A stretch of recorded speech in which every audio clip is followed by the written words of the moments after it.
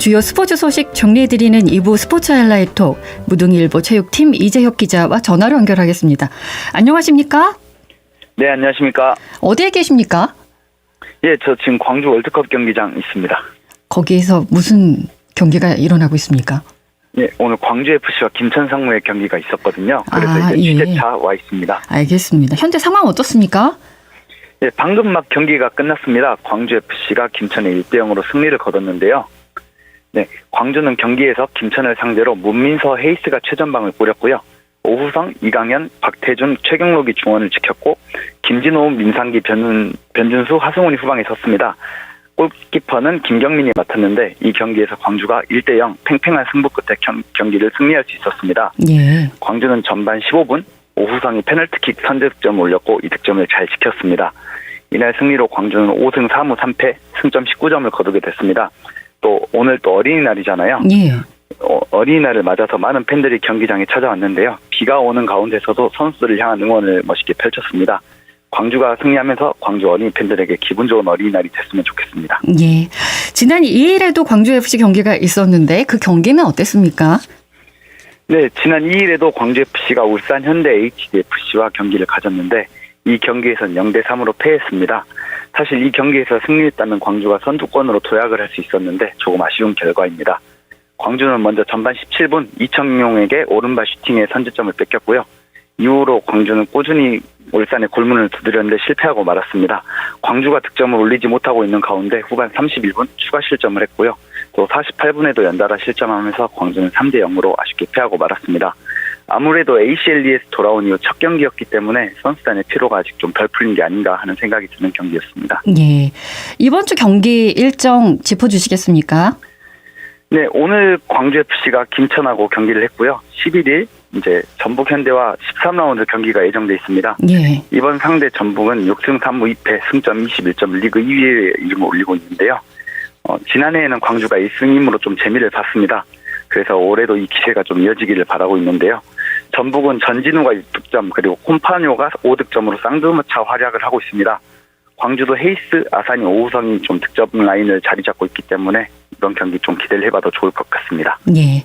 기아 지난주 성적 정리해 주시겠습니까? 네, 지난주 화요일부터 지금 기아 타이거즈 어린이날 9연전을 펼치고 있거든요. 오늘은 고척에서 키움 히어로즈와 경기가 진행됐었는데 오늘 경기는 이따가 소개시켜드린 걸로 하고 지난주에는 1승 3패 좀 아쉬운 모습을 보였습니다.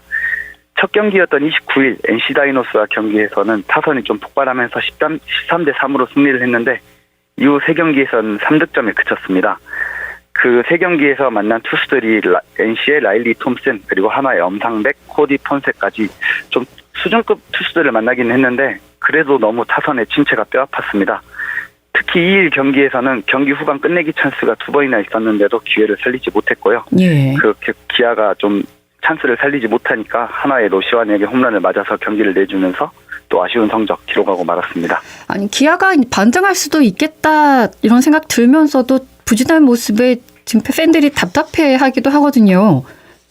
네, 아무래도 기아가 지금 반등을 할 것 같으면서도 못하는 모양새가 계속 이어지고 있는데요. 예. 김도영이 복귀하면서 또 일단 호재가 좀 있었는데도 좀 이런 모습을 보이고 있습니다. 29일 승리했을 때까지만 해도 14승 15패, 이제 5할 승률에 승패 마진 마이너스 1만을 남겨두고 있었는데 좀 다시 미끄러지면서 15승 18패 승패 마진이 마이너스 3이 됐습니다. 예. 특히 하나와 연전에 좀 올러 내일까지 에이스 투수들을 모두 내고도 2패를 당한 부분 많이 아쉽습니다. 기아는 이제 9위 NC 다이노스의 한 경기차 추격을 당하고 있는데요. 이런 좀 기아의 부진이 아무래도 타선의 침묵에서 이어진 것이 아닌가 하는 생각이 들고 있습니다. 오늘 경기에서는 좀 맹타를 휘두르긴 했는데 연속성이 조금 부족한 모습입니다.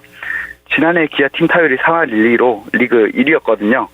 근데 올해는 4일 경기 종료 이후까지 2할 4푼 3리, 6푼 가까이가 좀 하락한 모습입니다.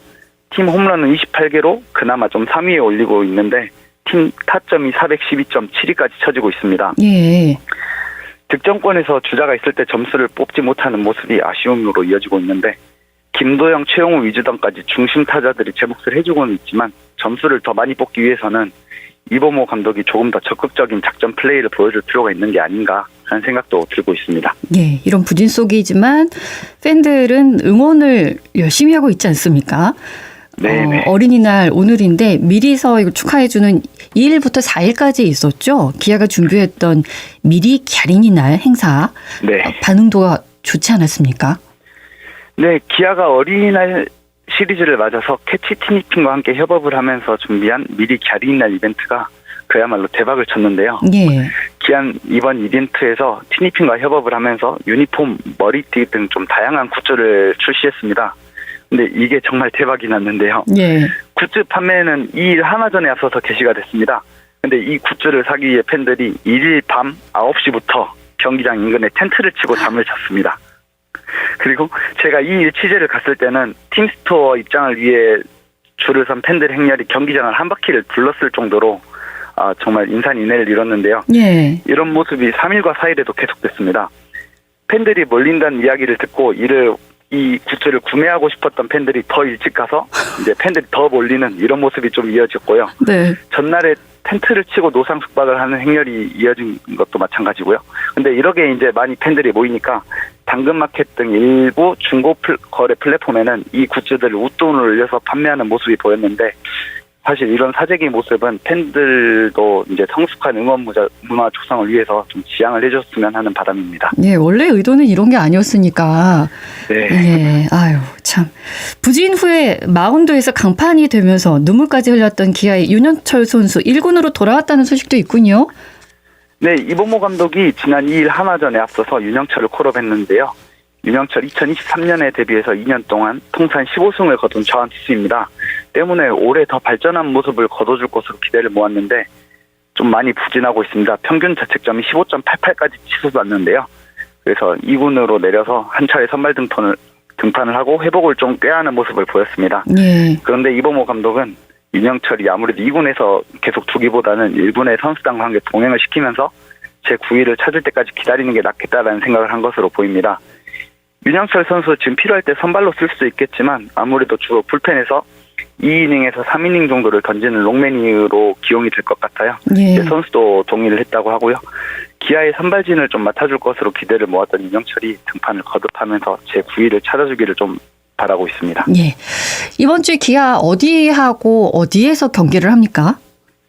네, 이번 주 기아는 일단 서울 고척돔에서 키움 히어로즈와 경기를 하고요. 예. 그다음에 인천으로 넘어가서 SSG 랜더스와 경기를 하는데요. 먼저 첫 상대 키움은 12승 26패 리그 10위에 이름을 올리고 있습니다.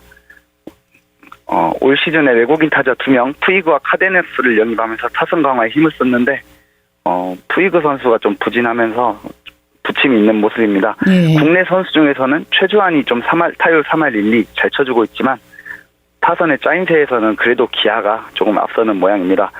오늘도 사실 경기가 있었는데요. 오늘 기아는 양현종을 내세웠고 키움은 김윤아를 내세워서 선발 맞대결을 가졌습니다. 오늘 기아가 13대1 대승을 거뒀는데 이 승리에서 또 기아는 대기록을 3개나 작성을 했습니다.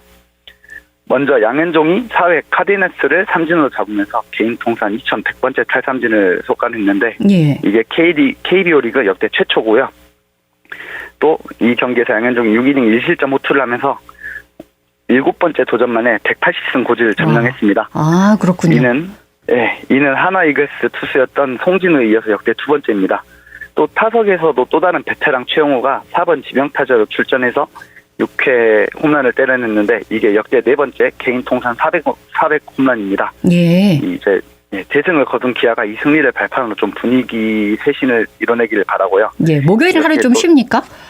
네, 목요일에 사실 원래 월요일 날 쉬었어야 했는데 예. 오늘 쉬지 못했기 때문에 목요일 날 휴식을 취하고요. 예. 금요일부터는 SSG 랜더스와 인천에서 3연전을 치르는데 기아가 이번 원정에서 조금 반등의 발판을 마련해 오기를 좀 바랍니다. 예.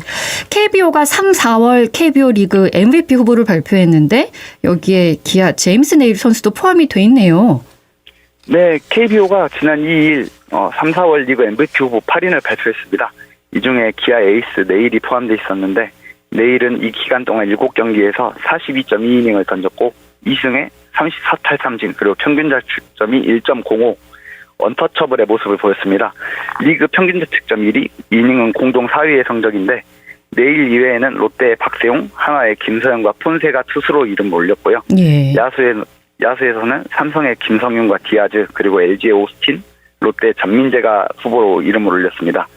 이번 MVP 투표는 한국 야구 기자회 기자전 투표와 팬투표를 합산해서 선정이 되는데, 팬투표는 신한은행 모바일 앱에서 7일 오후 11시 59분까지 가능합니다. 네. 예, 알겠습니다. 배구 이야기 이어가겠습니다. 이번 주에 코보 외국인 트라이아웃이 실시됩니까? 네, 한국 배구연맹이 주관하는 2025 코보 외국인 선수 드래프트가 이제 진행이 되는데요. 5일부터 10일까지 튀르키예 이스탄불에서 진행됩니다. 남자부와 여자부가 동시에 열리는데, 올해는 135명의 남자 선수 그리고 72명의 여자 선수가 신청을 했습니다. 예. 이 중에서 각 구단의 평가 상위에 오른 남자 39명, 여자 37명이 트라이아웃 현장에 참석을 합니다. 여자부에서도 익숙한 얼굴이 많이 있는데요. 먼저 IDK 기업은행에서 뛰었던 레베카 라셈, 그리고 달리 산타나가 있고요. 예. 작년에 우리 AI 페퍼스에서 뛰었던 바르바라 자비치, 그리고 흥국생명에서 뛰었던 윌로우 존슨도 함께 도전장을 내밀었습니다. 예. 네, AI 페퍼스가 지난해 사실 외국인 선수들의 덕을 많이 보지 못했는데, 올해는 좀 좋은 선수와 인연이 돼서 선전의 기반이 되기를 좀 바라봅니다. 예. 올해 국제대회에 나설 배구 국가대표팀이 소집이 되면서 본격적인 담금질을 시작한다는 소식도 있네요. 네, 남녀 배구 국가대표팀이 선수들을 소집시켰습니다. 먼저 남자 대표팀은 8일 진천에서 모이고요. 여자 대표팀은 9일부터 소집이 됩니다. 여자팀은 다음 달 4일부터 7월 13일까지 브라질, 튀르키예, 일본 등지에서 열리는 2025 발리볼 네이션스 리그에 참가합니다. 또 8월 12일 경남 진주에서 열리는 2025 코리아 인비테이셔널 진주 국제 여자 대회에도 연달아 참석할 예정인데, 예. AI 페퍼스에서는 이번 대표팀의 세터 박사랑, 그리고 리베로 한다혜가 이름을 올렸습니다. 예. 광주 전남 아마추어 체육 이야기 전달해 드리겠습니다. 호남대학교에서 태권도 품새팀이 창단을 했습니까? 네, 그렇습니다. 지난달 29일 호남대학교 태권도학과에 따르면 광주 지역 대학교에선 최초로 태권도 품새팀이 창단을 했는데요. 예. 품새라는 것은 혼자서 정해진 동작을 일정한 순서에 따라 연습하는 것인데, 정교한 기술과 완벽한 동작을 구사하는 것에 중점을 두는 종목입니다.